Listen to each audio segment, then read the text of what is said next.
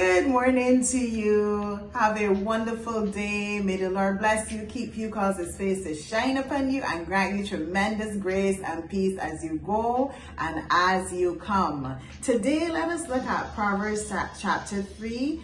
And I'm going to verse 1. Typically, I would go to a different verse, my favorite verse, trust in the Lord with all your heart. But it's not about me, it's about us.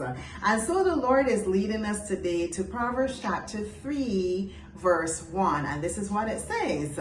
My child, never forget the things I have taught you. Store my commands in your heart.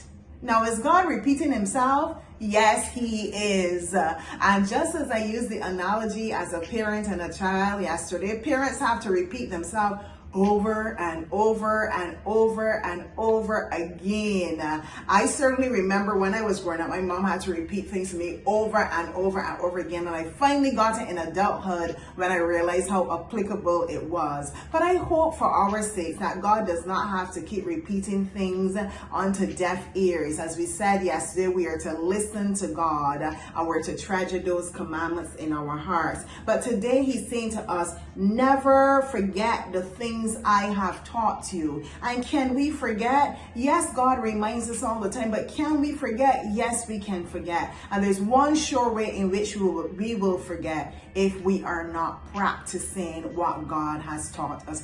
Everything that God teaches us, there are things that we are to practice.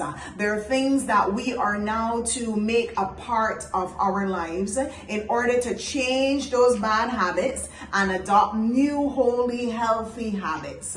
And when we do not practice these things, we forget. We certainly do, and we flip back to the old man. Think about when you go do your studies, your degree, your master's, whatever. You're taught a whole lot of things at school, and perhaps you took a job and they're using some of what they taught you, but they're not using everything. And then you move from one job to another, and now they expect you to use a bit more of what you were taught that you weren't using before. And you're like, how do I do that again? I can't remember. You have to kind of refresh. Or even right now, the kids are out from school, summertime, and they're not looking in a book. Some of them are not reading books. They're not practicing their maths. They're not going to lessons or anything. By the time they get back to school in September or whenever they return, chances are they forget. Sometimes people even forget how to spell their own name because we are not doing it. We're not practicing it. So it is important not only to listen, it is also important not to forget, and the way in which we can remember or remind ourselves,